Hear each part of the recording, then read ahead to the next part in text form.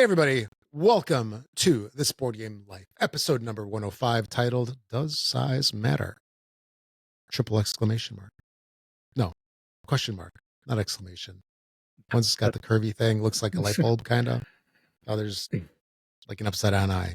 I know what they are. Anyway, this is the show about games, board games. Yeah, this is a show about games, board games, tabletop games, card games, whatever we want to talk about. Sometimes we'll mix it up, talk about stores, talk about, I don't know. No, we don't mix it up. We talk about third world, board games. first world problems. Yeah. We do have first world problems, that's for sure. Yeah. Shelving problems. It's so terrible. Other things. I know. I've got nothing to play. Yeah, I know. Yeah. I don't have enough walls in my house. That's my problem. Although there is a missed opportunity. There's walls on the outside of the house. So this is an outside wall. So technically there's a wall on the other side that is, you need to get waterproof storage. That is not being properly utilized. Yeah, exactly. You need like humidity control and all that other stuff in here. Never thought of that. A wall does have two sides. Yes, there you go. It's easier when it's an inside wall, right? It is. So like, yeah, because I think on the other side of the wall behind you is like another room. So, there you go. Yep. You got at least 3, if not 4 usable walls. Now, they just need to make like board game shelves that can go on a ceiling. Maybe that's like a next. If somebody makes a Kickstarter for this, I need to be compensated for the idea, man, for that. Why don't you just get real fancy, dig a huge hole under your house? I'm always fancy. And make a where it comes up out of the floor. And it can be like a big square, and it's just shelves all the way around, and then you get your game, and it just goes right back into the floor. You know what I need? I need to start digging and like create this elaborate like salt mine tunnel system underneath my house, like multi-level. A fallout shelter, but the only thing in there is your board games and a bed. Exactly. And a board game table. Hey, you're building a fallout shelter? No, I ran out of walls.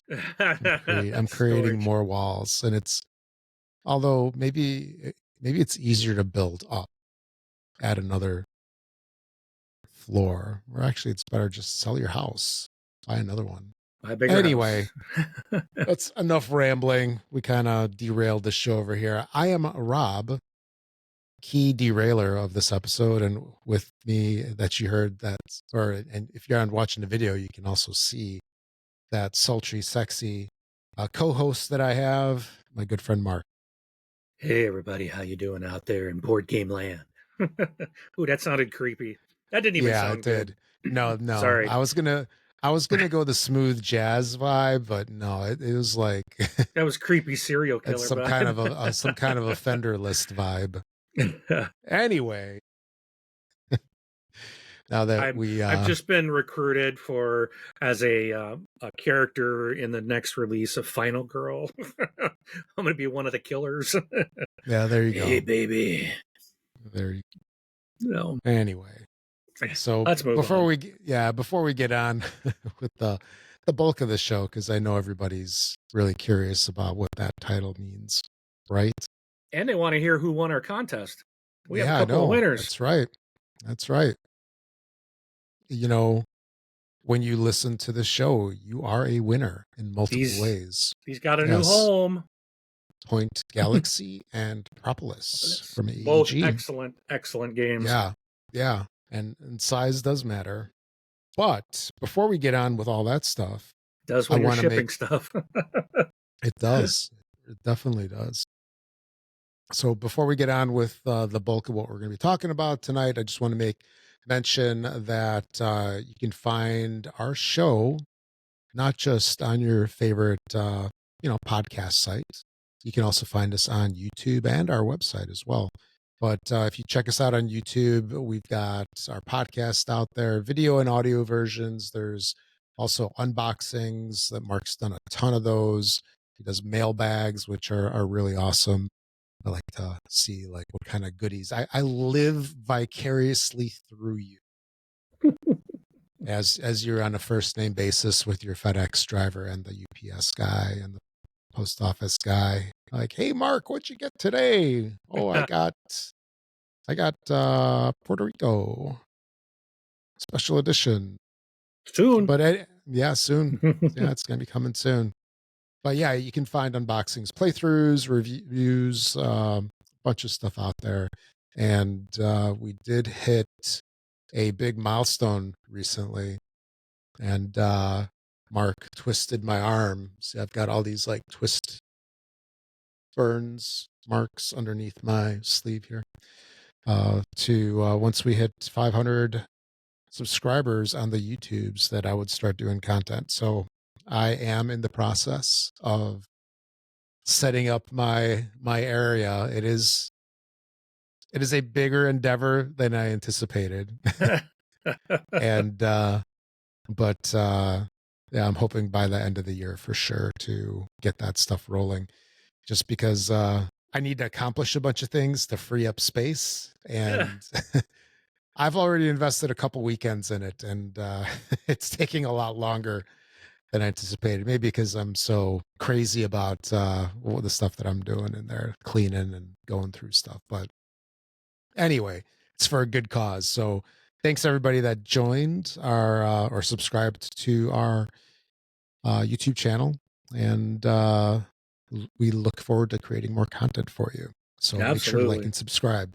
Like and subscribe both to the podcast and also to the YouTube channel. So what have you gotten to the table lately? I had a lot of stuff I got played the last I 2 weeks. see. Yeah. So I did get to play Istanbul, the dice game. I've played Istanbul. I got a copy of it. I really do like it. I bought it after someone in my group introduced me to it, and then he brought the dice game version of it just Yeah. like, was it last week or 2 weeks ago? And I'm like, oh man! Now this was a game I saw on a shelf at a game store about an hour away from me. I went with some friends. We were playing Arc Nova, and it was in a store I'd never been to, and they had a copy of this, and I'm like, ooh, dice game Istanbul. And I grabbed it, and then I was like, I'm trying to behave. I'm like, no, I've never even played it. I need to not just buy stuff just for the sake of buying stuff. So I put it back, and gosh darn it, I wish I had bought it. It's a really good Duh. game. Yeah. I should have just bought it. Stop trying to be responsible, Mark.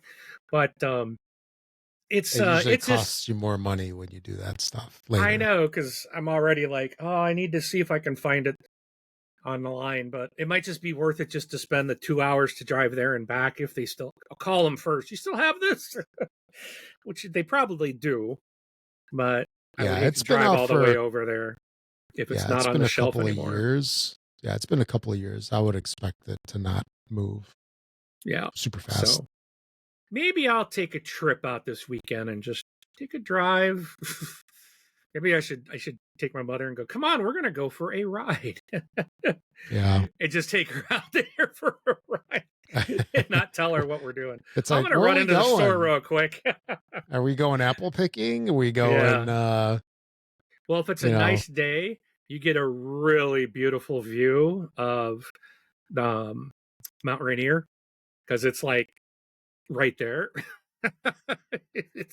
it's basically the last town between it and the volcano, so you get a really nice view on a nice day. So, but anyways, so that was the first one I did get to play.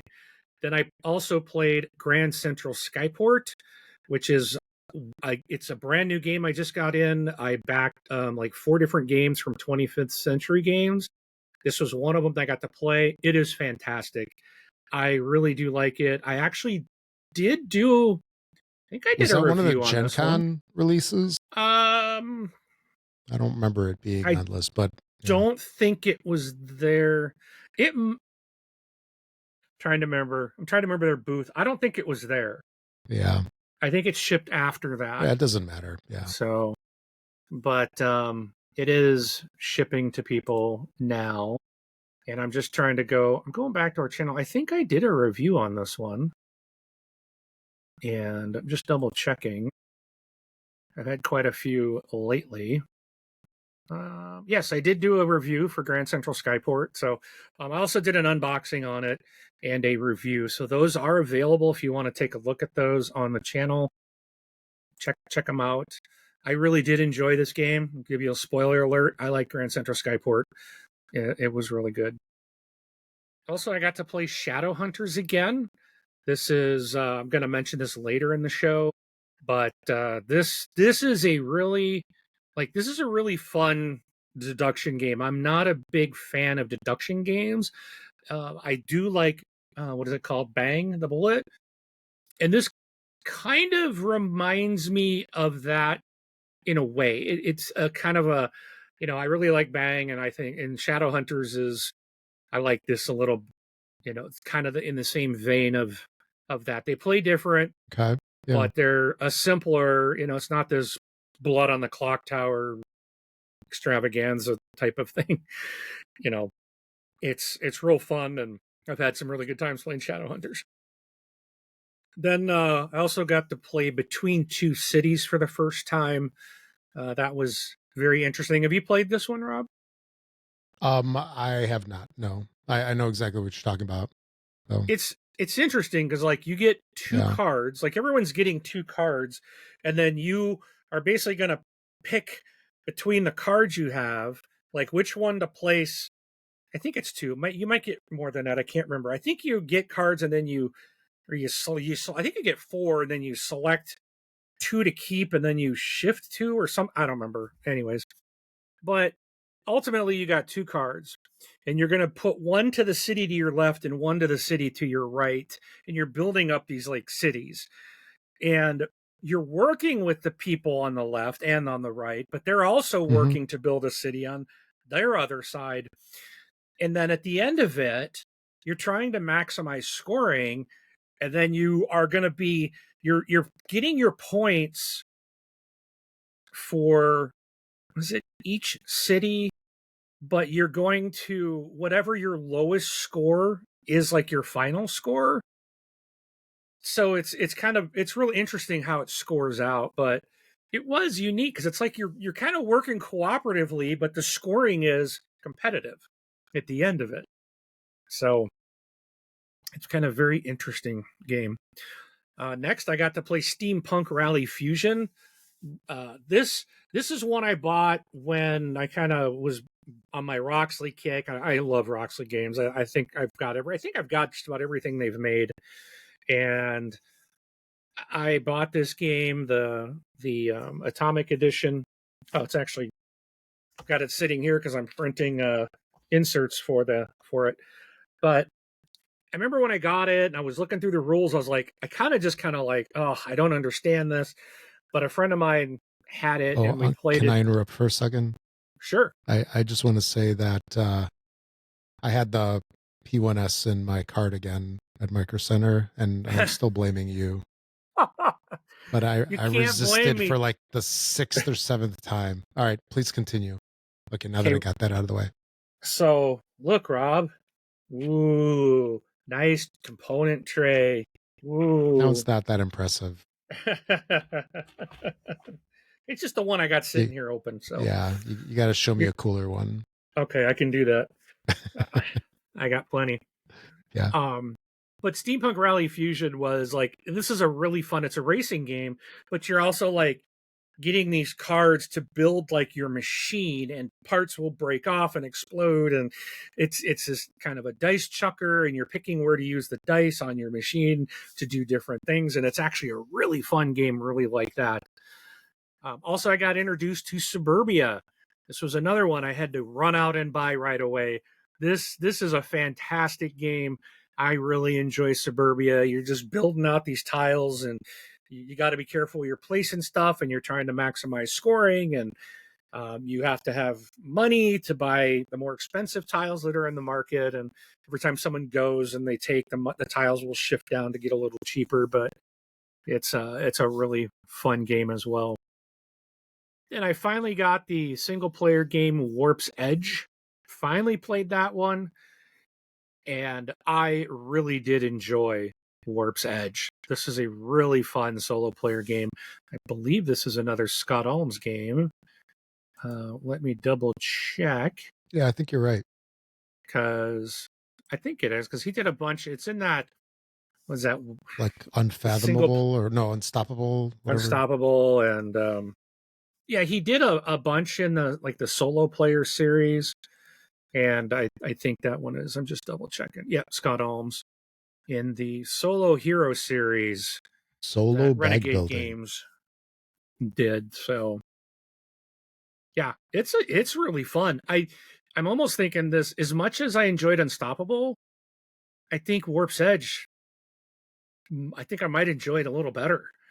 I really do like Warp's Edge. This one came out 2020, and it's a really good single player game.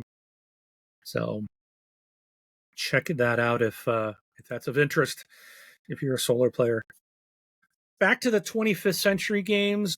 Another game I got in that group of 4 was Wine Cellar, and I'm not a wine drinker, and this is about types of wine and wine bottles and stuff. But this game plays in about 10 minutes, but it's really fun. There's what really I like that it's quick. It's a quick paced game. It's a great like starter while you're waiting for people to show up for your game night, or a palate cleanser in between, or something to end the game night. You're basically buying. There's a market, and everyone has a deck of cards of wine bottles essentially that you're using that have a number on them, and so you are using like the high number when you place your cards out. You all basically put a card down face down. When everyone has a card ready, you flip them up, and whoever has the highest numbered bottle gets to pick from those in the market to put into their cellar. And then the cards that we use go into the market for the next round to go, then would go into our cellar. If so not necessarily the cards in your hand may not get, it's unlikely they're going to get into your cellar. But depending on how you play your cards, is if you're planning, you might want to keep a high numbered card to get one that you might want, because you're trying to get maybe there. And you can score by types of bottles. You have what do they call it? A cellar. There's like, you'll have someone like a client, I think is what it's called, as a client who likes particular types of wines, like a red, a white, sparkling, or there was another one, but I can't remember. There's 4 different types, and then there's like country of origin. So you're trying to get you can get points based on the different clients will want different things. So you're trying to get those things into that cellar for your client. So that's dictating what bottles you want, and you can see what everyone else is kind of like going for. So it's a really fun little kind of game of just trying to get all these wine bottles, and then you're stacking them. So when you take one, you put it in your cellar. When you take the next one, it has to go on either top or bottom of the bottle that you before that. And then so you place it, and then you're always, the next bottle is going on either on the top or the bottom. Like you can never put it in between. So it's always going on the top or the bottom of the rack. And there's numbers from like 1 to 8, because you're going to play 8 rounds, and you'll have 8 bottles total in your wine cellar at the end. And depending on how you stack them, there's points, based on where they are in your stack of how many points. So you're also trying to kind of look at that to kind of where is it going to go, and determine where you put it in your stack. And so it's fun. It's a really fun game, real easy to learn. And, even though the theme's not for me, I found the game really fun, and I really enjoyed it. Another one I played was called Dog Lover. This is one I got for free from something I ordered. Oh, I think it was when I ordered my Ready Set Bet. AEG sent this to me. It was a freebie. And it's a card game all about dog related stuff.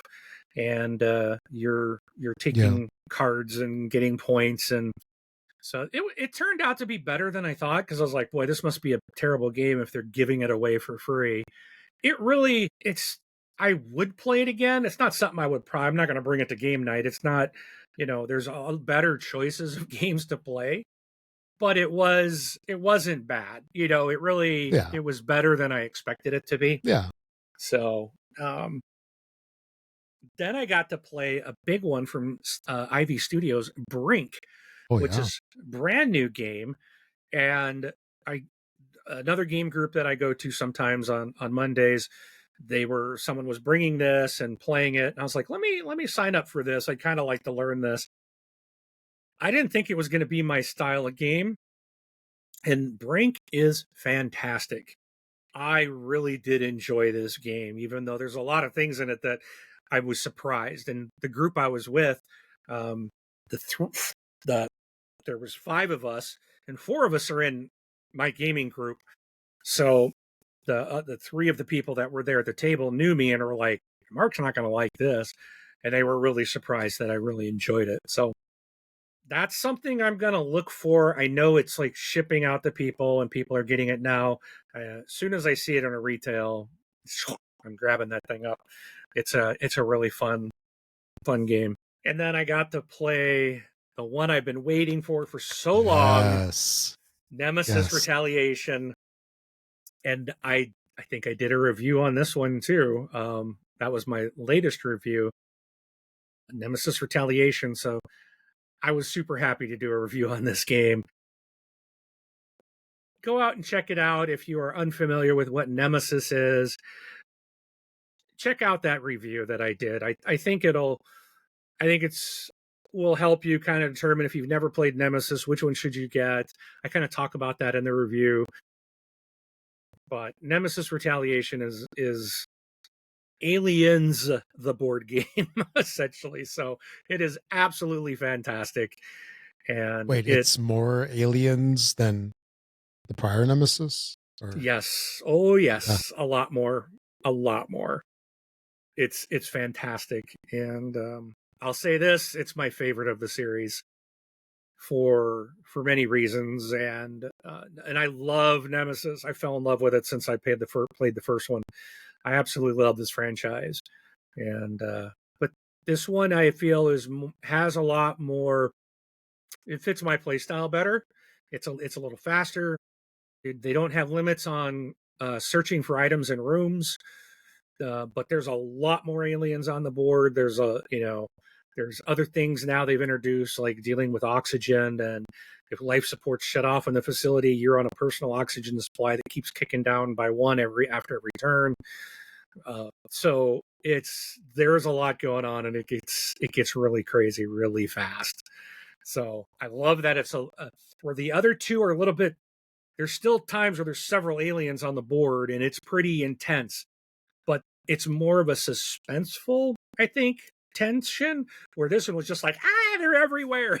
They're just aliens dropping from the ceiling by 4s and 5s, and you might have a queen in one corridor with 2 more adults there, and you're just like, it's absolutely chaos. And there's like more gunplay and stuff in this one, and that's why I like this one the best. It really feeds into my enjoyment of more actiony type of game. But the others are all of them are fantastic. So, but check out my review if you would, and if you're interested to hear about it. And then the last thing I got to play the other day, I got a new crowdfunded item in, and this is I Made You a Mixtape, which is from Mike DeLisio and Dan Hughes. You might know Mike DeLisio if you watch The Dice Tower. So he was co-designed that game, and it's about making up a tape. So like Rob and I, we're kids from we were born in the 70s, but we're 80s Hey, guys, speak for yourself. I'm a lot younger than him. by 1 year. He was still born in the 70s. But we're in that, like, I think Rob and I, we like the music from the 80s. It was so big to us, and this game's about songs from like the 80s and 90s, and back when we used to make like cassette tapes, which the youngins on here are gonna be like, what's a cassette tape? It's just a card game. There's a solo variant on it, which I played a couple of times, and I really did enjoy it.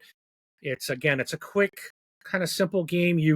There's like a set collection aspect to it. You're building you're building out this cassette essentially with these different songs on the A side and the B side of the tape, and you've got to put them into the, as they come out. You're picking.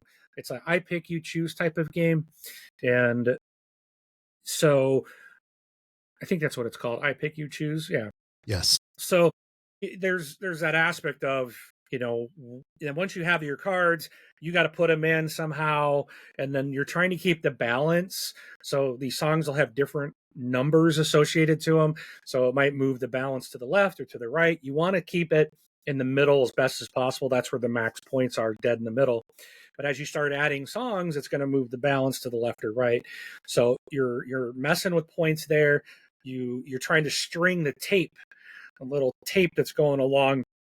You're trying to get songs to line up with the above it so you can keep that flow going and get more points that way. And then also set collection for the types of songs you have in your mix.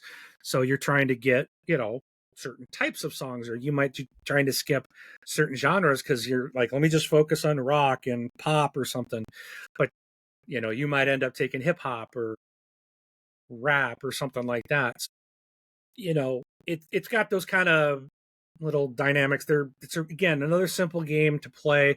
You can play it in like 10-15 minutes, but it's kind of nostalgia for those that, their music areas, the 80s and 90s.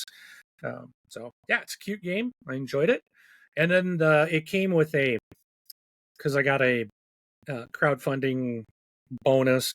It's a bunch of cards that are empty that you can write like your own song names on from, songs that they don't have in the game, but you can put, names on, and then they can go into the deck as well, and you can play those out. So it's kind of cool. It's like you can, just like when you made your own mixtape, you can add songs that you want to the cards into the game. So I thought it was kind of a neat Yeah. bonus. So, but that is it. It was a lot. It was very very fun. Some big games, some small games, and yeah, it was a good couple weeks of gaming. Awesome. How All about right. you? Were you able to get anything I played in? Tetris. It's Tetris with just getting the studio ready, right? Yes. I'm actually not even at the studio. I am preparing another room so I can prepare the studio. Yeah. It's a phased approach, unfortunately.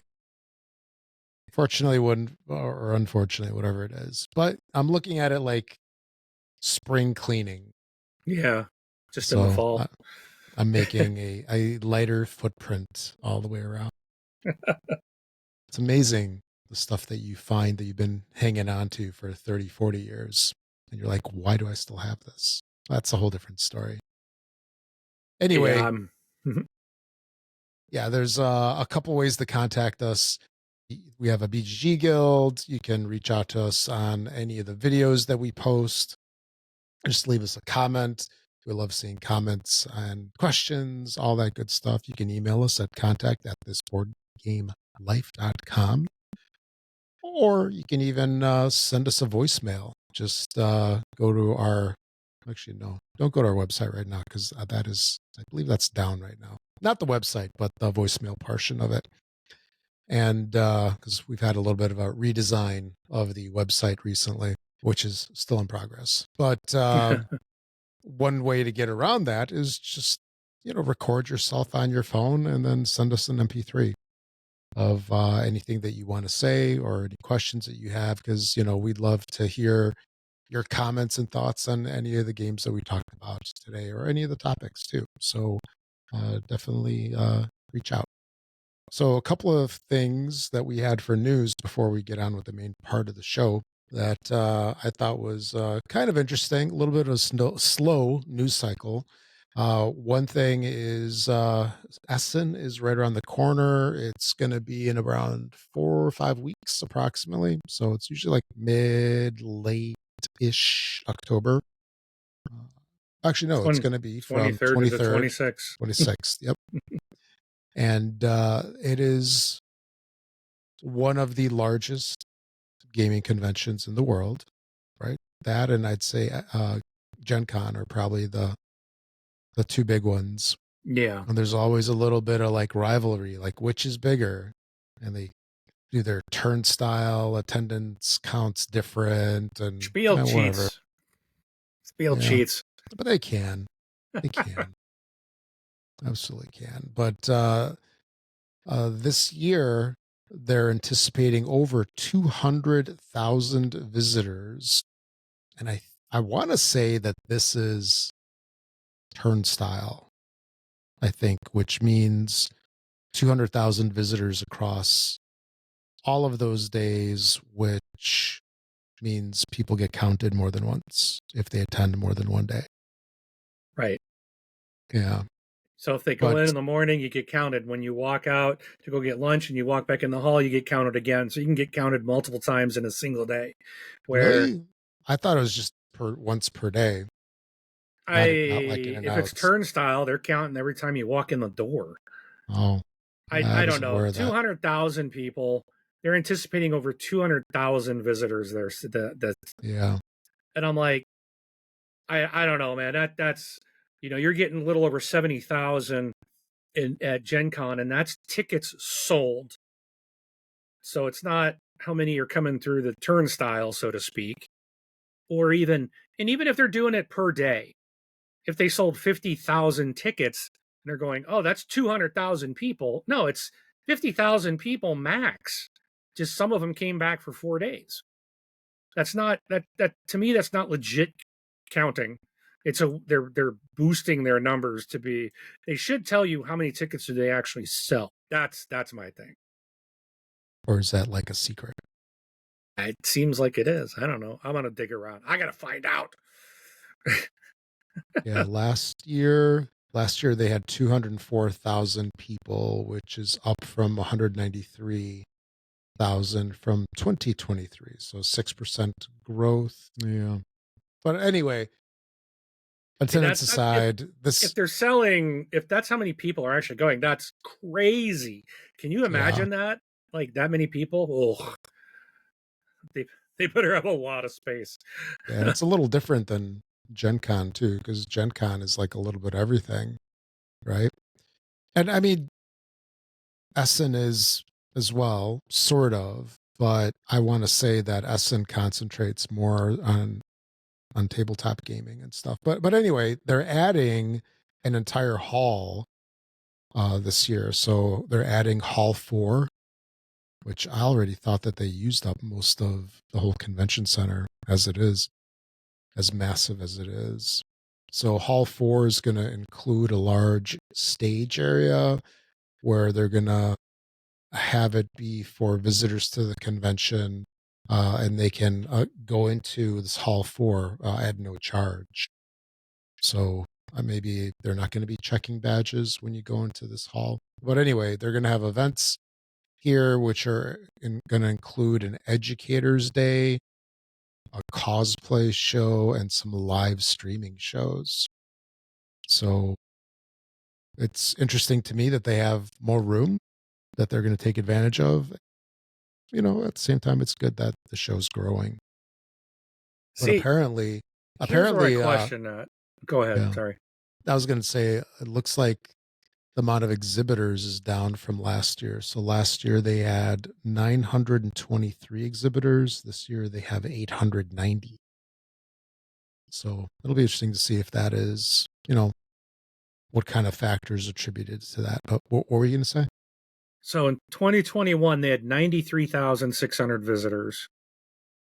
The next year, that's like COVID time. So I could 2022, it was 147,000.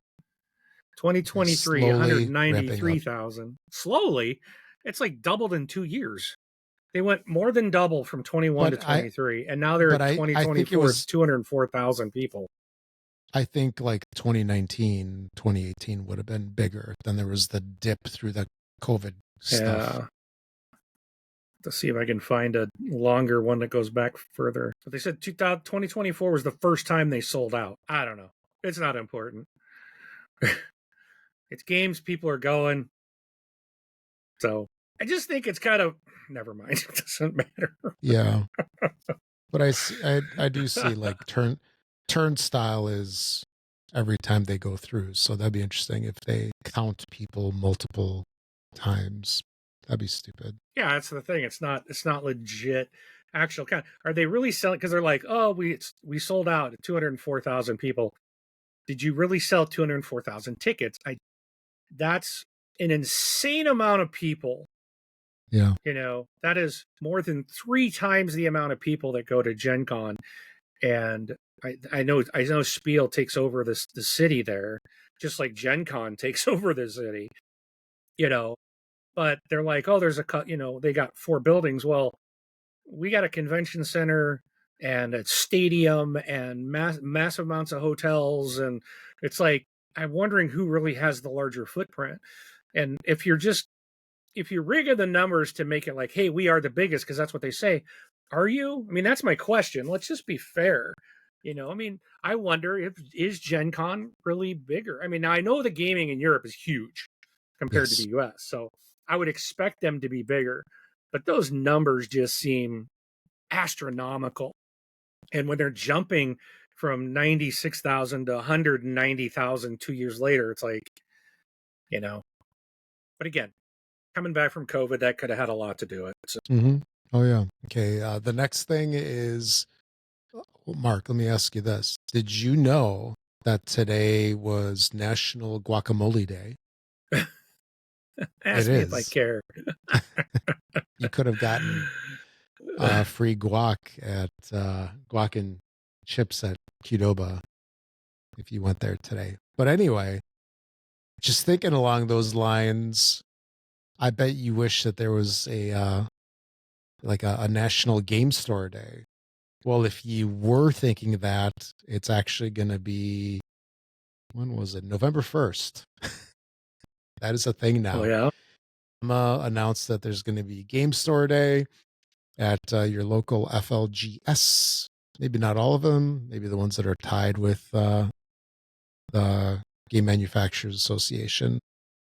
But there's going to be prizes that are going to be given away. And then one of the cool things is that one of the things that the store is going to be giving away is a prize package that includes 2 Origins Family Pass prizes, which are good for 4 full Origins badges. So that's awesome if you're, in the Northeast and you can make it over there. But yeah, this is another way to celebrate the hobby. Kind of cool. Next up is, I want to say you mentioned Ark Nova earlier. And Ark Nova Sanctuary is up for pre order. So this one here supports 1 to 5 players, plays in 60 minutes, has a MSRP of $59.99. And you probably knew about this one already, right? Or Yes. Ark Nova Sanctuary. Yeah. Yeah, so this is a totally separate game, right? It's not an expansion, if It I is a remember right. separate game. It's Yeah, still like Arc Nova Light, essentially. It's yeah, a mhm. very light version of it. Yeah. With this one, it's designed by Matthias Wigs. Wiggy. Yeah. And players are tasked with building a scientifically managed zoo with 135 possible unique tiles. Players will need to build out their zoo map by placing different tiles in spots that help achieve conservation goals, as well as making the zoo more attractive. Because, you gotta, I guess. So look for this one coming out soon, or you can pre-order it because the time is now. This one was kind of interesting. This thing I'm going to talk about here is All Play announced that they're coming out with a new edition of Container, and I don't know. I see All Play as coming out with a lot of small games, right? Like Soda Jerk, Yeah. right here. Tiny Yep. little boxes. They had some I'll call like medium sized games like the River Valley Glassworks, which came out last year, this year, I don't remember which. But Container, Last year. yeah, Container is a game that's been around for forever. Looks like it came out in 2007, so almost 20 years ago. and it's been out of print for some time, and a lot of folks really enjoy this game.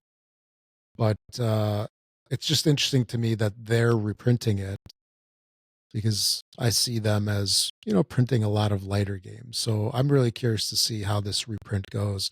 It's supposed to have, it's supposed to be like a new version of the game, new artwork. I don't know what to make of the artwork. Looking at the front cover, it's very cartoony, I guess. And it's going to have a retail price of $39, which isn't that bad in comparison, because I actually have Container Dude, it's still in the right here. shrink. I know it is a massive game. I have not had the chance to play this one yet because it's a heavier game, and this is the 10th anniversary jumbo edition. Very heavy box, and I'm assuming that this one is going to be lightened up quite a bit. All Played does have a bunch of games that they have refreshed, right? Like Mountain Goats, right? That was a redo of Level X. Was that the one? Yeah, I think Was it? No. Yeah, it Or might have been Level Numeri? I X. thought it was Numeri.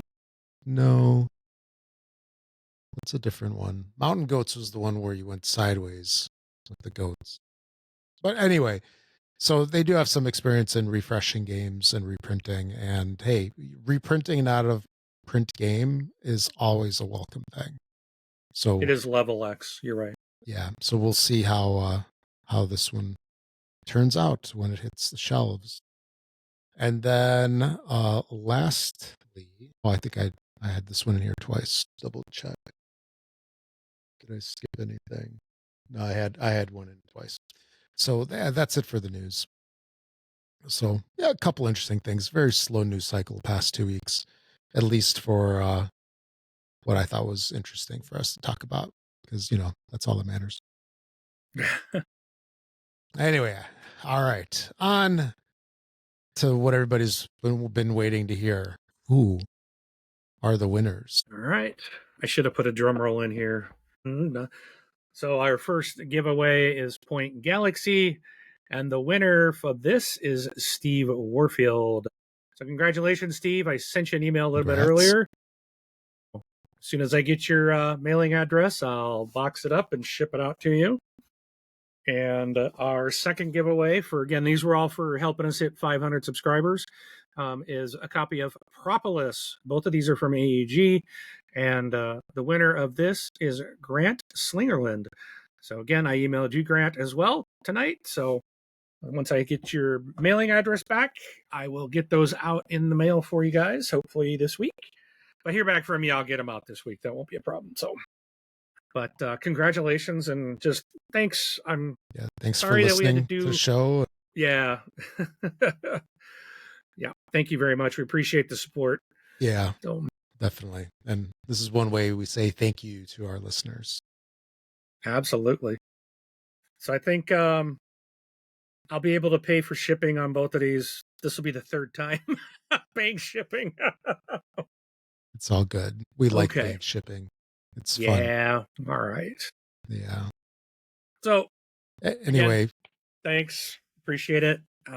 Let's hear those comments and shout outs in the comments below. And thanks again for everybody that joined. We'll be doing more in the future, I'm sure. So just keep telling everybody about our show and tell them to subscribe. It's free. And we'll do another one when we hit another milestone. So Rob, you talked about Container. And I've never heard of this game, but I saw that news about this game coming out with the reprint, and they called it a Grail game. Would you classify Container? Of course, you might not be able to because if you haven't played it, but would you consider this a Grail game? I would not. So it's kind of marketing. No. I know there's a lot of people that really enjoy it, but I think we all have our own view of what a Grail game is, right? Based on what we've played and our likes and dislikes. So I can see it being a Grail game to some people. And I think part of what a Grail game is, in a lot of cases, is it's out of print. So it's inaccessible.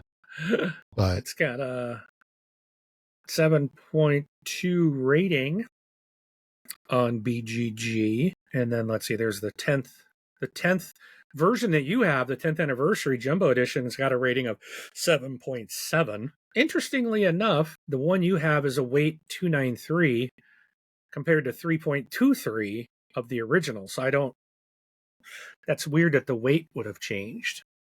I wonder if they made some changes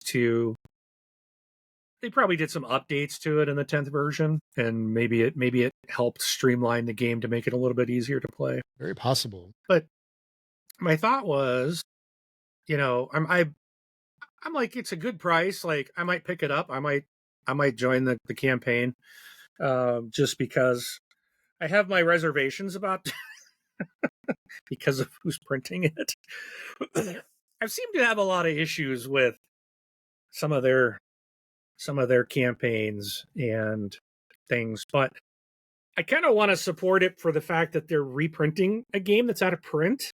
Yeah. And I do like that idea because, there's gamers out there, like, new people are getting into the hobby all the time. I'm kind of one of them. And some of these Grail games we can't get anymore. And so it's like, okay, this is only going to be $40. I might as well. But I made me think about what would I like to see to get reprint? Like, this wasn't something I'd heard about. And now I'm like, okay, I think what made me think, what would I want a company to make a reprint of?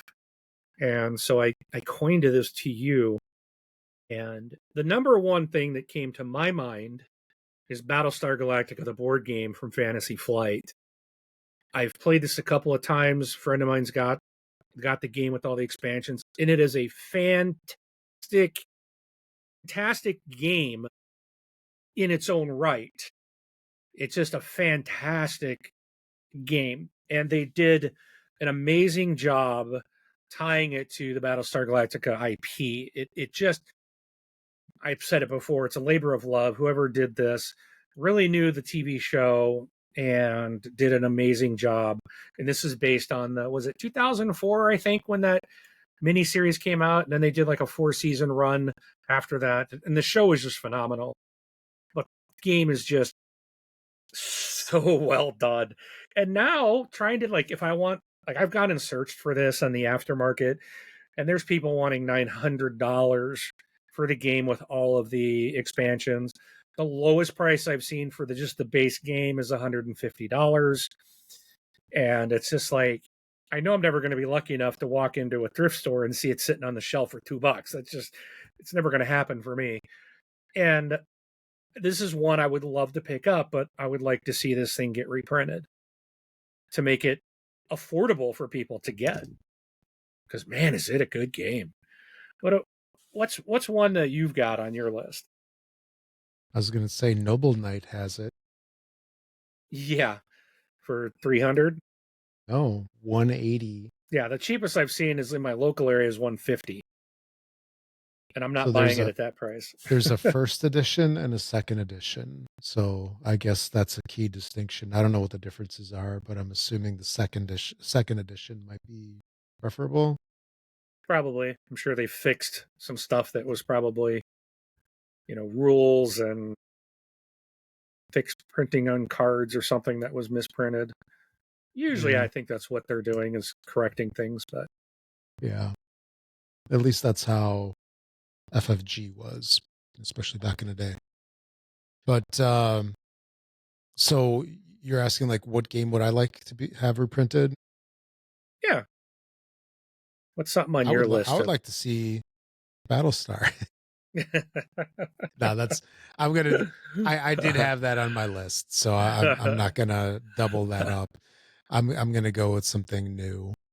That not new. They're all old, but one that you're not talking about, and that's Glory to Rome Black Box. This is by our favorite designer, Carl Chuddick. Mark's leaving. I gotta go. Yeah. But yeah, this is, some people really enjoy the art on this version. I think it'd be cool just to have it come back in this form. It's got, maybe we can call this like, it's got the designation of being one of the relatively first Kickstarter disasters of sorts. But that would be cool to see this one be reprinted. Actually, even the OG Glory to Rome, even that. But because that one's long out of print as well. You got, what else you got? Well, I put the next one as, I know I probably jumped the gun because I know this was going to be on your list, and it's on my list. Even though we both own this game, I would Mm-hmm. still like to see a reprint of the Downfall of Pompeii. It's number one. You could get your box fixed. You could get Yes. a, I but stepped on my box on accident one day when I tripped and it was yeah. on the floor. Yeah, no good. But I think this game it's so much fun, and I would just like to see this get a, I don't know, a modern reprint. I guess it doesn't really need it. It's not that they even need to do anything other than just reprint it and put it out so people can get this. It's such a fun game, and it's I just like, why is this not? It's a little mean as well. Not too bad. It's I don't really consider it. I mean, you can consider it mean. I know some people in my group don't like it because they consider it a mean game, but Oh, really? dude, it's so fun just to pick their little cube up and drop them into the volcano. Oh, It's that's so the best. satisfying. Yeah. Oh, it is. um, but I mean, on that note, I guess the flip side of it is, and the sad part about this game is that it is. I mean, this is an actual event that took place in history, and a lot of people died. Oh, So, yeah. I mean, Not a I'm fun not trying to event. make light of it, No. but it does teach history. It does, but there is some strategy to this thing. And when you're trying to put people into the city, and then the volcano erupts, and you're trying to get people out safely, and you're working against everyone else trying to block their people and their exits. And it is a really fun board game, and I would like to see it. I don't expect that it would need any updates, maybe some changes to the artwork or something, but it it it looks great as is. Just make the game a reprint so people can get this amazing game. I also had this one, but one thing I would like to make mention is that, so this game came out 21 years ago. So it came out in '04 and designed by Klaus-Jürgen Rede, maker of Carcassonne and other fun games. But for me, if I would like to see this game reprinted, but I do not want to see any changes to it. I really Right. don't want to see like a retheme or even the artwork modernized. No matter how good it looks, for me, there's something about that art style in the game. I mean, it reminds me of like the Roman times, Yeah. like the art, the look of things. And thematically, it looks good, even though it looks dated as heck. It is by no means up to the standards of 2025, but it's such a great game. Even though the tiles, they're like plain tiles, right? But they work, Like and they're simple thick, and and yeah. yeah. And and you play with cubes, right? So there isn't any fancy, player pieces or anything like that. It's very basic. But it's just a lot of fun. It is. Even the volcano's kind of neat. It's just this plastic cone. Think about the thing you put around your dog's neck, except smaller. And then, there's a circular cutout on the board where you just plop this thing down in there. I mean, it's well done. It's well done. But yeah, I would like to see this reprinted, but I don't want to see it changed because I think it would lose some of that, I don't know, appeal for me if it was redone. Or prove me wrong. Make it more amazing. I don't know. Yeah, it's not what I'm saying. It just needs to be reprinted so people can buy it. That's the thing. It's almost a perfect game. I agree. They don't need to change anything. And I do like how there's almost three distinct phases to the game, because the game plays like you're doing one thing right in the beginning only for a couple of turns, and then it goes into like phase 2 where you deploy all your people, and then the volcano erupts, and now it's like, what do they call that? Run for your lives or something? That's what yeah, you're what? When yeah. you're the first stage, you're putting like one piece into a building, Yeah. but then you get to phase 2, and it's like you can bring in, I think it's called relatives. So Yeah, you can like put more cousins or pieces or something. something Yeah. like that. Yeah. So now you're putting more in during phase 2. And yeah, then the third one of the eruption. And now you got to get all the people that you're able to get in. And you want to get people in there. Oh You yeah. want to have as many possible so that you can get them back out to score, you know. And because if you don't get a bunch in there, you're not going to win. So Because it has this mechanic where it's similar to oh man, what's the windmill game that they reprinted? Finca. Finca. Yeah. Where when there's, let's say if you're on a space that has 4 cubes on it, when you move your player, you can move 4 spaces. If it's by itself, it can only move one. So, you're incentivized to cluster people together to go onto the space that has your opponent on it and stuff like that. But, oh, and then, yeah, you get to put out the lava tiles. Oh, that's a lot Yep. of fun. That Yep. was a lot of fun when we played that one time where I like wiped out like half your civilization with one tile. You're Oh, so it's mean. beautiful. It was strategically played, I must say. Anyway, so yeah, Downfall of Pompeii makes both of our lists. All And then, right. am I up next, or is that you? Let's see. I don't remember. You've done 3 as No, well. no, I've So done 2. 1, 2, 3, 3. Yeah. Why don't you go with Yes. your next one? Because Okay. you got more. Turn. I don't know if it's called Thurn or Turn in Turn Taxis. Turn in turns and Taxis taxis. is Yeah. one you taught me during the first Board Game Life Con. Oh yeah, And that was this a long was, time ago. it's interesting because this is, again, something that I normally would like, just the theme. It's like you're, you're like building postal delivery routes in Central Europe. It's about the postal service in what 1700 Germany, 1800s. yeah. And, but it was a lot of fun. And Hmm. it got a bunch of awards, Oh a yeah, lot of nominees. It is a Spiel des Jahres winner in 2006. It's a Meeple's Choice Award winner. It won and was nominated for a ton of stuff. But it is really it was one that's like, I really did enjoy this. And it's something that, again, it's basically out of print. And I would like to have this game in my collection. It would be something I'd like to play again. So this is one I want to see a reprint of. And I don't know how you feel about this one. I I think they could modernize this up a bit to make it look a little better than the original version. But again, yeah, it's meant to be like way old days. So, they could, again, this is one they could just reprint as is and put it out. And I think, I would snag it up in a heartbeat. So, yeah. The artistry of Michael Menzel, one of my favorite artists. I love his stuff. That's good stuff. Yeah, it's by Andreas and Karen Seyfarth. oh, he Up did Puerto next. Rico and San Juan, and which I got both of those on the way. So that's good. Oh yeah. Wonder if he did. I just feel like he's probably involved in Orleans because the boxes all look the same,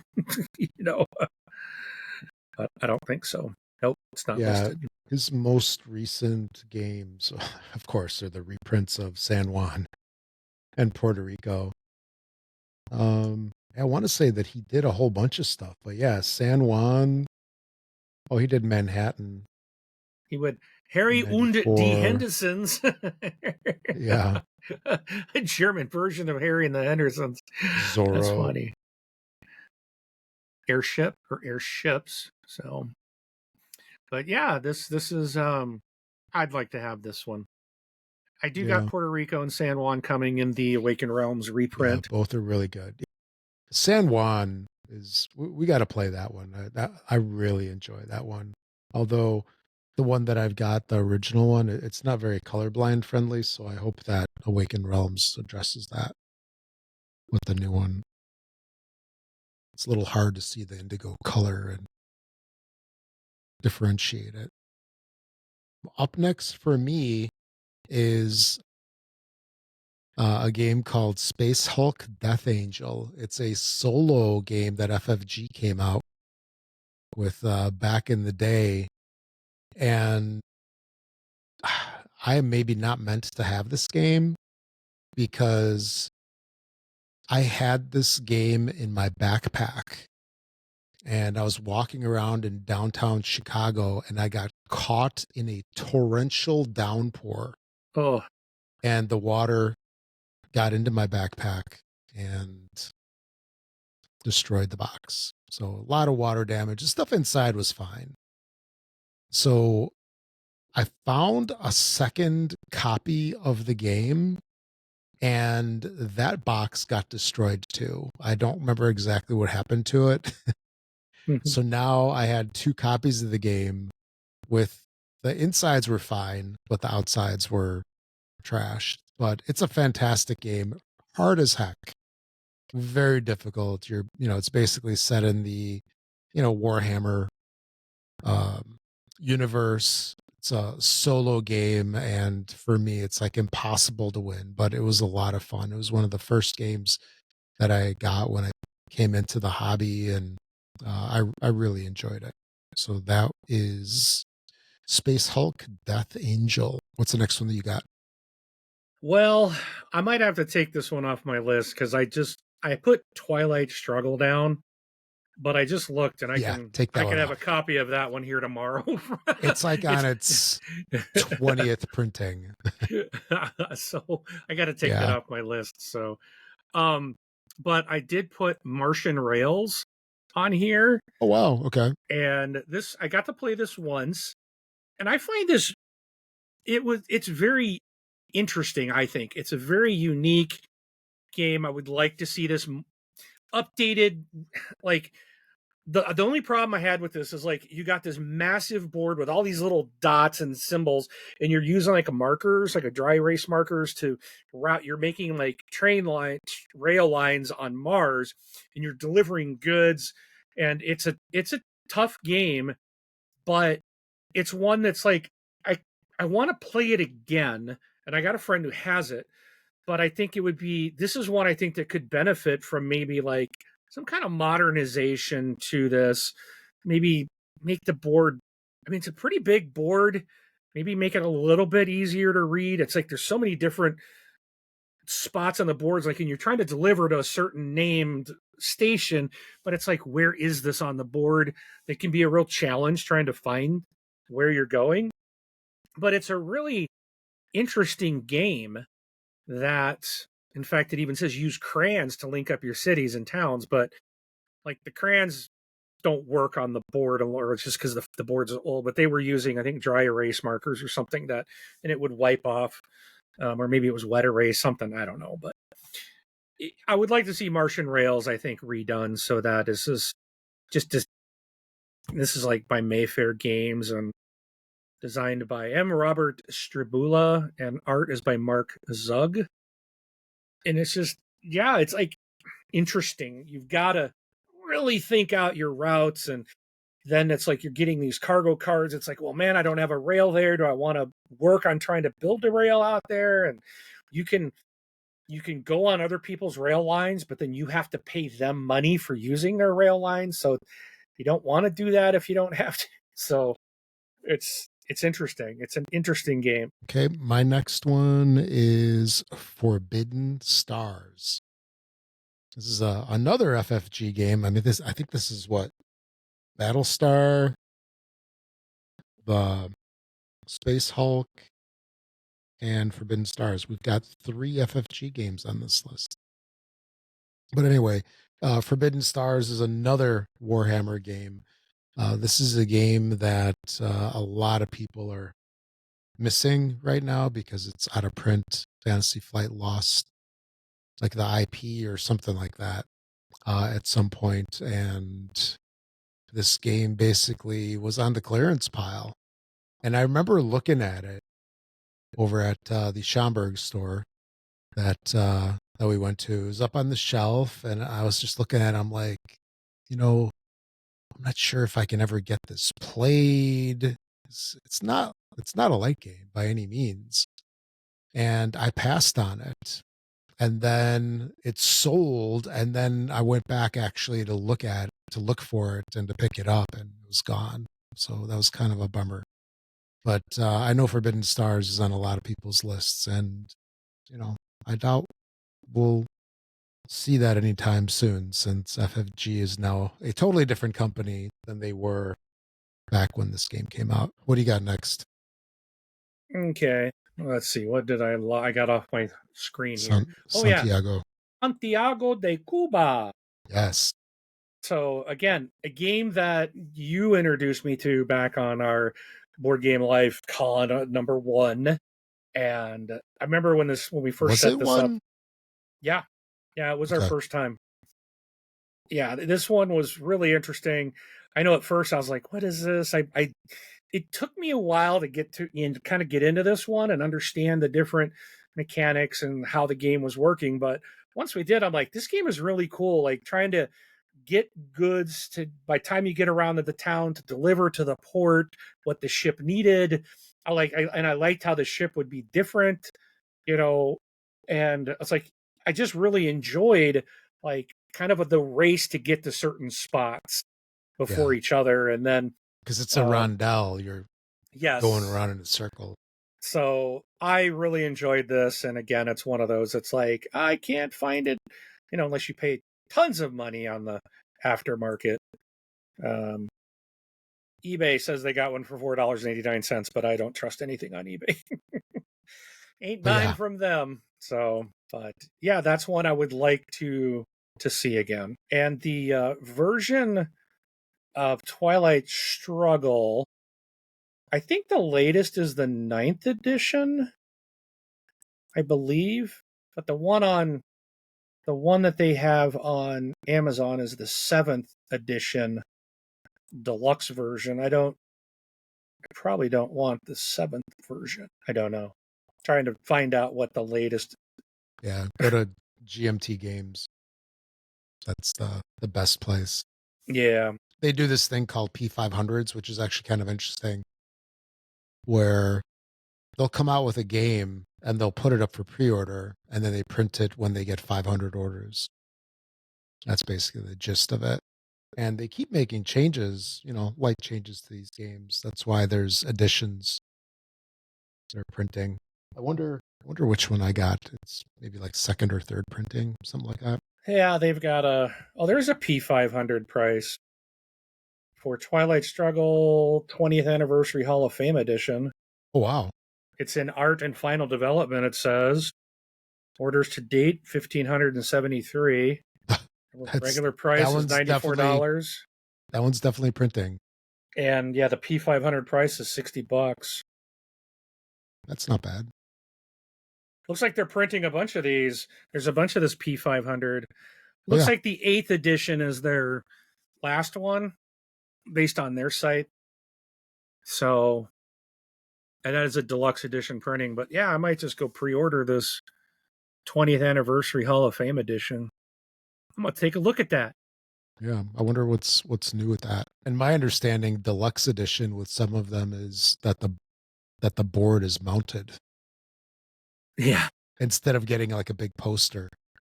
Yeah. That you have to put plexiglass. I mean, this is, think old school war games, a mounted, having like a normal board is a luxury sometimes. Yeah, this is so it's going to come with 228 full colored counters, one deluxe 22 by 34 inch full color mounted map, 110 event cards, 2 6-sided dice, and 2 full color player aid cards.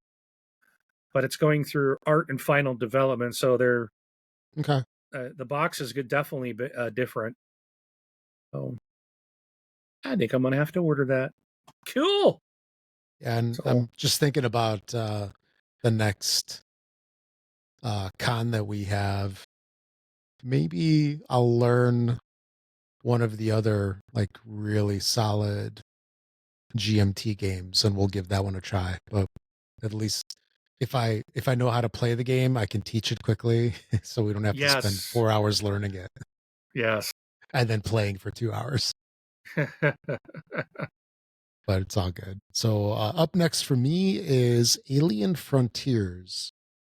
This is a game that was really popular back when I first got into the hobby, and I want to say it might be the first Kickstarter that I did.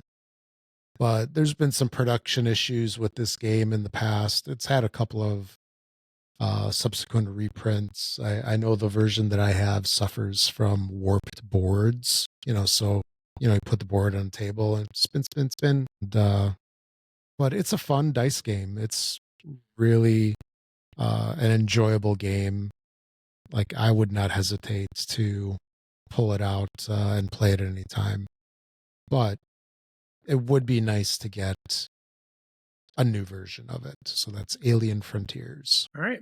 My next one is Shadow Hunters. I mentioned this earlier in the show. This game is a nice little.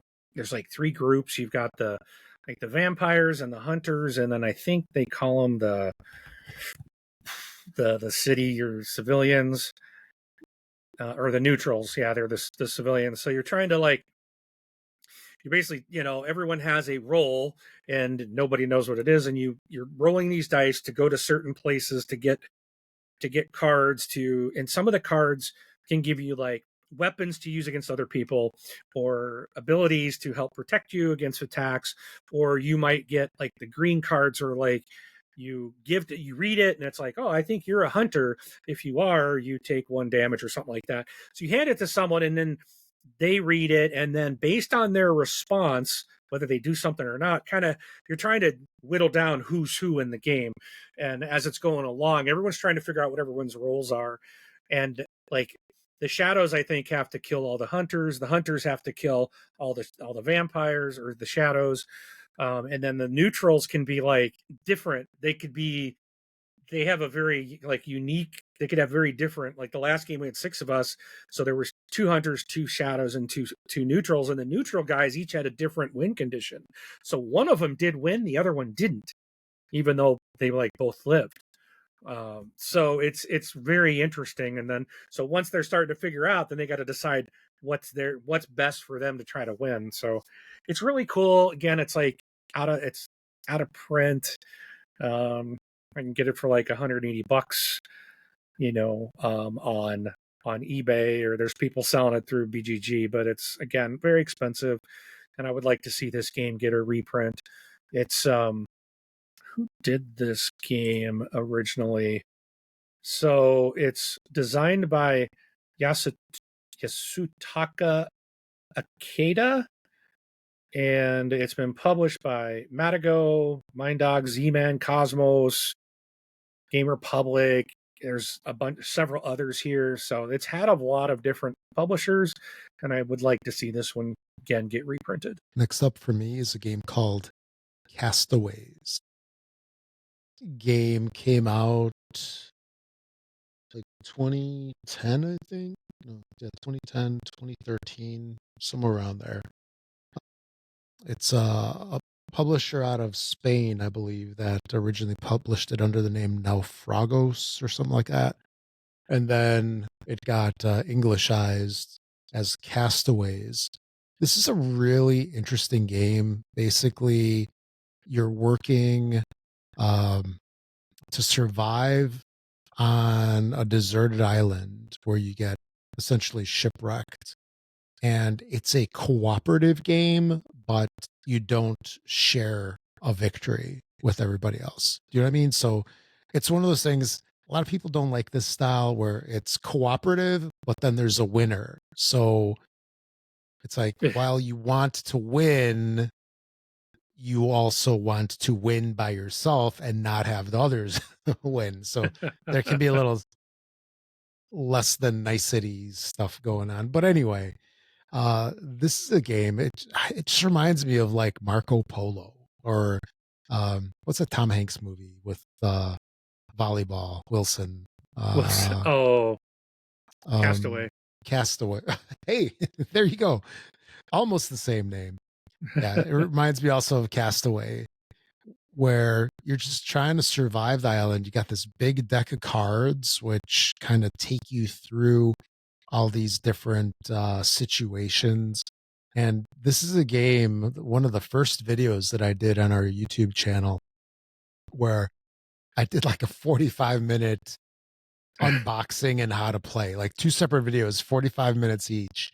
They were like super long videos. I wound up like it took me forever to shoot them because I had to do some corrections and redo some stuff.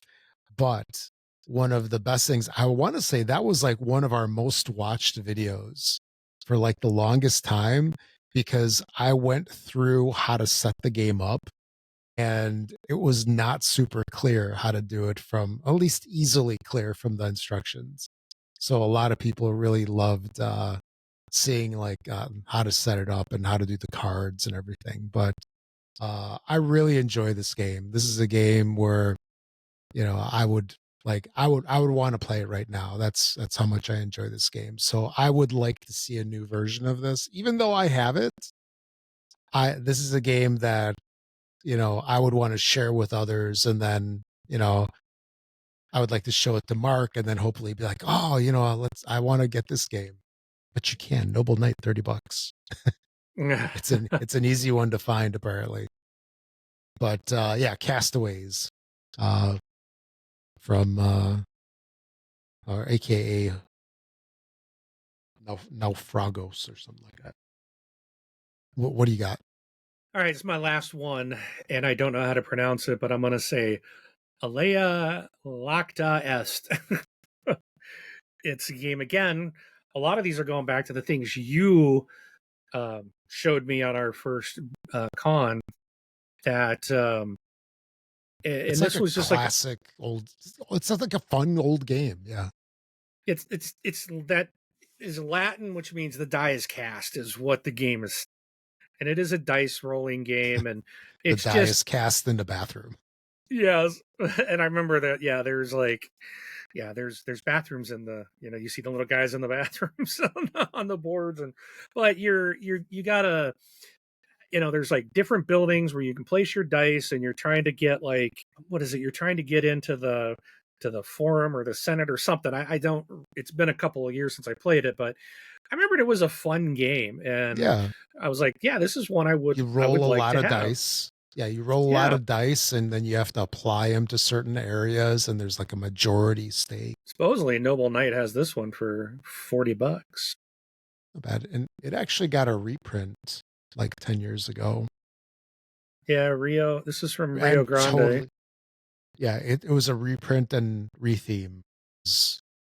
Apparently in the mid 2010s, nobody wants to know the Romans. No. Yeah, another one that You needs to see, get a reprint. yeah. So Alia Yachta Est came out in 2009, and it got reprinted as Order of the Gilded Compass by Gray Fox Games. So that's the other version. Let me see which one. Which one do I prefer? Lots of dice. I think I like the original better. This one has Hidden Temple kind of guild. I like the toilets better. It's got it. Oh, no, it's a custom insert. I thought that was the one that it came with. Or anything more to say about that one? No, that's it. So Another one that I would like to see is Archipelago. This was a game that came out in 2012, so 13 years ago. Um, it was done by Christoph Bollinger. I pronounced that right. He's done a whole bunch of games. Like he did Dungeon Twister. I remember that one from back in the day. Living Planet. Let's see what else. Earth Reborn. I'm just looking at the big titles. Dungeon Twisters, like his main squeeze. Yeah. And so this is just an interesting game. It's got, kind of like Caribbean pirates kind of theme. And we played this a whole bunch of times in this game group that I was going to. And I remember it just being a lot of fun because, the world is these hexagonal tiles that just get deployed, and you put your dudes in different places. There's a whole bunch of different tracks that you're trying to run up, and it's got a whole bunch of stuff going on. But I remember each time that I played it, it was a really good time. I would not be surprised if this one is still available at some stores, with old stock, but it would be nice to get a reprint of this game. I think it would go over really well. And this is another one. I would not want to change anything. I would not want this to be like a crazy retheme or a big departure from like the artwork and everything that it had previously, because it really reminds me of that like Treasure Island style vibe. And so that's the Archipelago. And then I would just throw this one out. I don't know if it's available or easily available, but I would like to see Le Havre. This is an Uwe Rosenberg game, one of his first big ones, and it's about ships, more or less, ships and wharfs and uh, goods and stuff like that. But it's a lot of fun. It's a really good game, and I would say this is definitely like a Grail game, at least Yeah. for me. And I would not be surprised if this one is the next one that's done by Awaken Realms. Ah, the But next $500 game. yes, yes. It is one of those games that I think they might do their spin on it. But that's I think the last one. That's the last one I had, and then I don't think you have any more. Nope, that was So it for me. okay. And I was just gonna say, should we skip this next one? But it's the title of our show. So Yeah. we got to talk about this one. So I don't think this will take too long. No, I don't But think it will, yeah, but so the title of the show is Does Size Matter? And I think as board gamers, we have a bunch of different views on the sizing of games. And I'm struggling here because I have a keyboard that has a volume knob on it that likes to either go full volume or zero volume on its own. And it was just turning, it just glitches every once in a while. And I just saw the little slider go all the way to zero. And I know I'm not going to hear you if you say anything. hmm. And that would not be good. Anyway, technical difficulties aside, we have an interesting take on size with games because for some reason, for me, and I think for you as well, and a lot of our listeners, when a game has a really big table presence, it looks like a cool game. When it's got a lot of miniatures, it's got, dice towers, it's got walls, 3D structures, you Yeah. put like stuff together and it just looks really cool. And we want that kind of stuff. When you get a game that has 100+ minis to it, people want that. And that creates a bunch of problems. Shelf space, right? Is a premium. When you get that big old box, like for example, a game that we both enjoy, Castles of Burgundy Special Edition. That's a big old box, right? Hmm. It almost Yes, it needs to is. have a dedicated cube in the Calyx for everything, especially if you get some of the reprint stuff and the mats and all that. And there's some games that take a lot of space, both on the shelf and on the table, that aren't necessarily all that great. And you have, with those big production games, with the big retail space, not retail, big table space games, a lot of components, a lot of weight to these games. I was kind of wondering, is that worth it? Because when you have a good sized collection that is maxing out a shelf space is at a premium. And what got me thinking about this was I went to my game store about a week and a half ago, and I wound up getting 3 games, and they were all small box. Like I had this box. Here's one of the games that I got. It's Rival Cities. Rival Cities by Andreas Stading. And it's like a small box game. I can easily put this on a shelf. Well, no, I can't. But it's a whole different story because the shelves are all booked. They're all used up right now. But I wound up getting 3 games. They were all small box games like this one, and I'll call those relatively small compared to Ticket to Ride boxes or any of those other ones.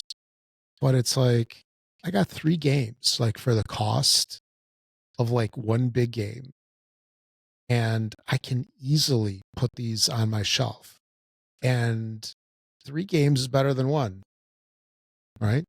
Just math it out Yeah. potentially. 3 games provides more content for the YouTube channel as well. That's And true. yeah, and it's like, are we just caught up in bigger is better? You know what? Because when we look at the Kickstarters, which are the Kickstarters that just go bonkers? The ones that are like these massive games, right? Kickstarters, Yeah. GameFounds, Indiegogo, Millions all of of dollars those, they're raising. yeah, millions of dollars for these huge productions. But what are we getting for a lighter wallet? Because some of those, are hundreds of dollars. It takes up a huge amount of shelf space. And if you are limited on shelf space, it's like, if you free up that cube in your Kallax or that shelf on your whatever shelf to put that game on there, you got to punt some stuff, right? You have to evict in order to put it up there. Otherwise, it's on the floor. Don't look behind me. There's a couple of things on the floor. I see. I can see a stack of stuff. Almost looks like Yeah. it's is almost as high as your shoulder behind you. No, it's not. It's not that tall. Well, maybe. Maybe that one. That's my Gen Con pile. I don't need to go through still. But do you know what I'm saying? It's like, are we just caught up in this production like size madness? Because there's so many games that are like small boxes. Like even like some of these, all play games. They're fun games. Just because a game is $300 and takes up an entire dining room table doesn't mean that it's better. It doesn't mean that you have um, a much better time with it. And arguably, it takes forever to set up. Yeah. So, I mean, you heard me mention I played Nemesis Retaliation. Yeah. There's probably, I mean, the first time you set it up, I mean, it's going to take you 30 to 45 minutes.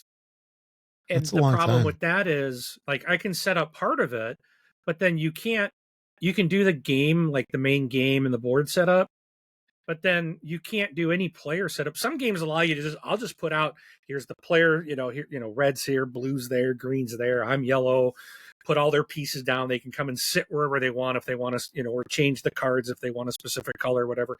But you can kind of throw everybody out. Here's all your starting stuff. With Nemesis game, you have a player draft thing that you've got to go through. So you have to put out, like, you do this draft of who's the first player, and then you go around and do a draft of which character are you getting, and then you've got to find all the character minis and their information board, and then you got to find their card deck in in the deck, and there's just all these things you have to do once everyone's at the table still. So there's like this, you can't set up and be ready to go when people are showing up. You can partially set up. And again, as fun as much as I love Nemesis, it doesn't get to the table near as much as I want because it takes a long time to play. It takes a long time to set up. It takes time to tear down. Yeah. And as much as I love that, it does limit the how often it's going to get to the table. Right. Where something smaller like Propolis or Point Galaxy, I mean, I can take both of these just in my one hand, walk in, and we can play for a long time, and you're set up in a matter of minutes, and you can teach in a matter of a couple more minutes.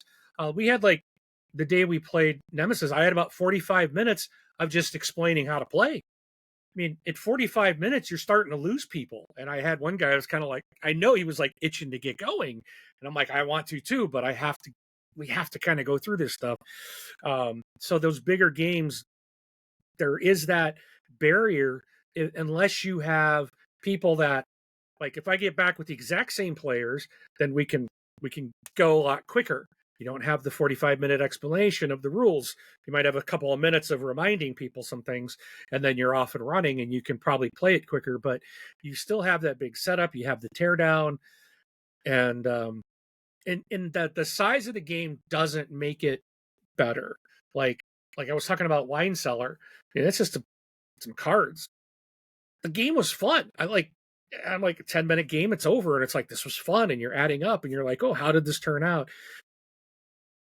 Small games can be a great fun. Large games can be, and that's why I think the size doesn't matter, because it's all about, to me, it's about the gameplay, the presence of it and stuff will draw attention. Like, I had several different people come over and look at our Nemesis Retaliation game, and they're like, oh, what's this? Or, oh, hey, is this the new one?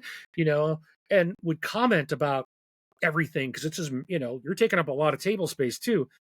That's the other thing, you've got to have the space to put these big games out.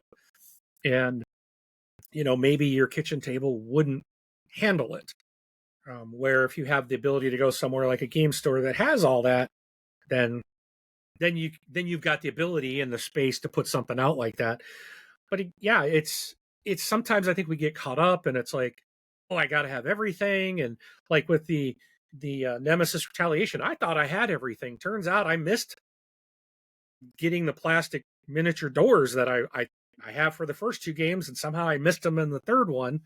So it's like, now I got to go try to find them, right, to have everything. I thought I had it all, and so I think it looks like I missed something in the campaign. But that's another thing. If these games are so big, you're scrolling through like, well, this version gives you this, and this one gives you this plus these, and this gives you that plus this and this and that. And it's just like, what do I really need? And a lot of times all we really need is the base game. Not all the promos, not all the expansions. It's built up like, oh, you get this Kickstarter only exclusive.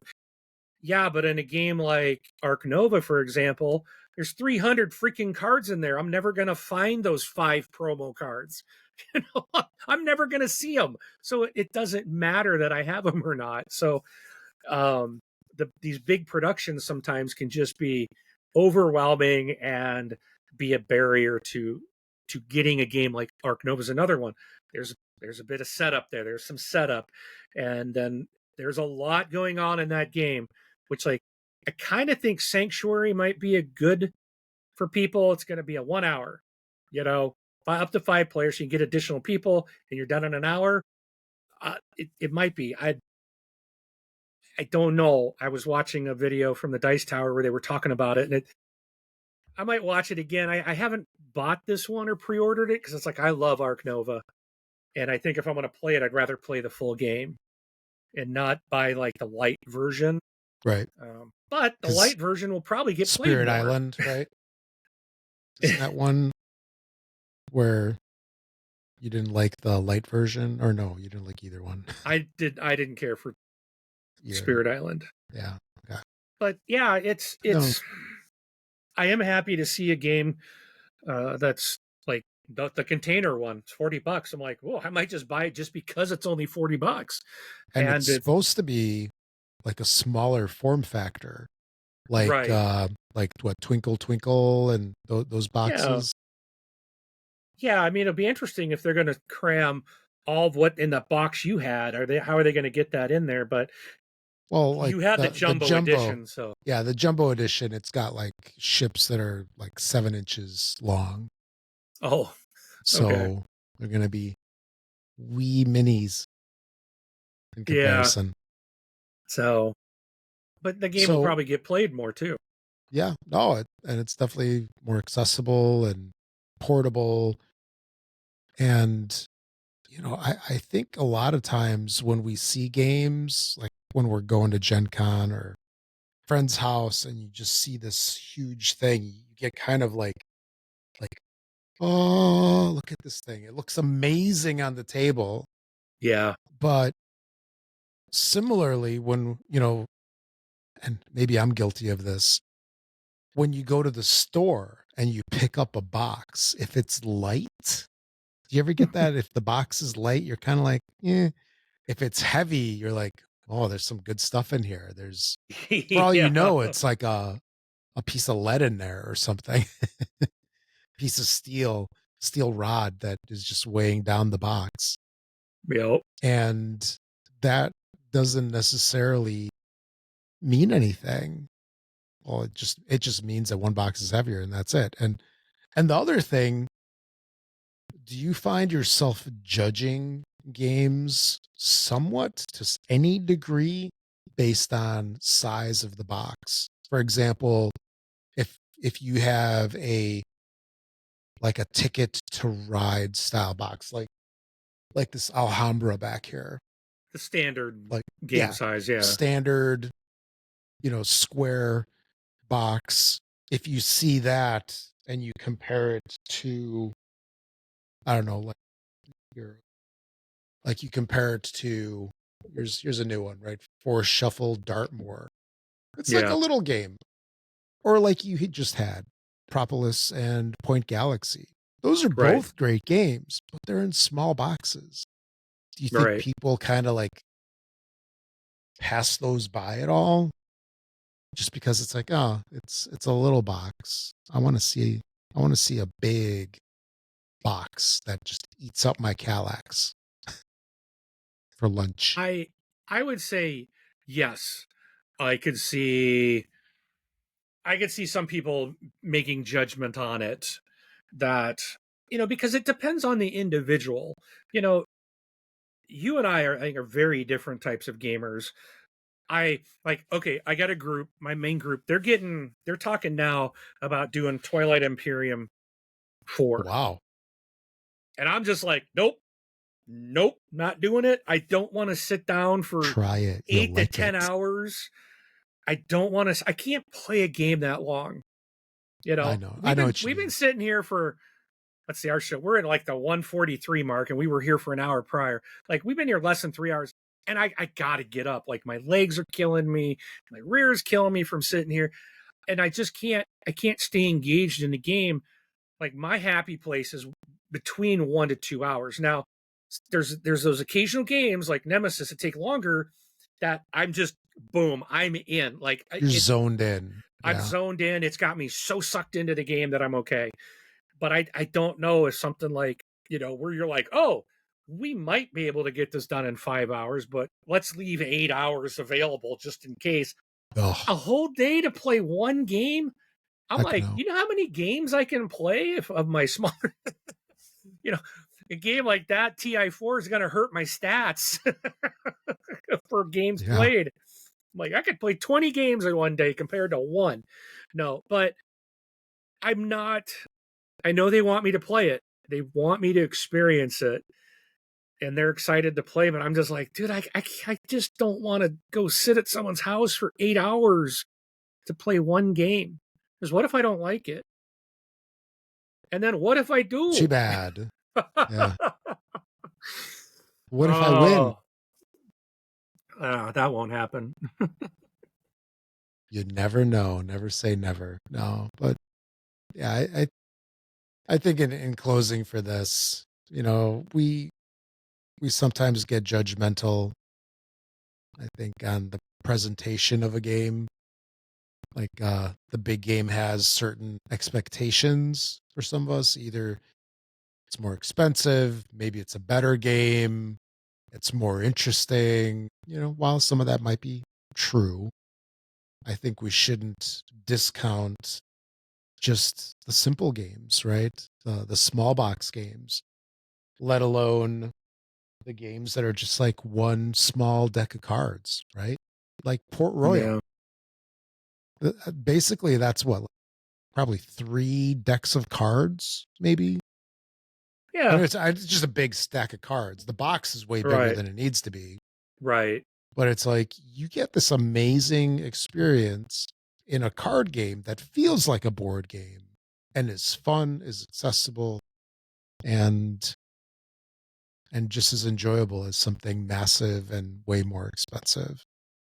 So, but I guess we can both say that size does not matter. It's how you use Correct. it. Careful now.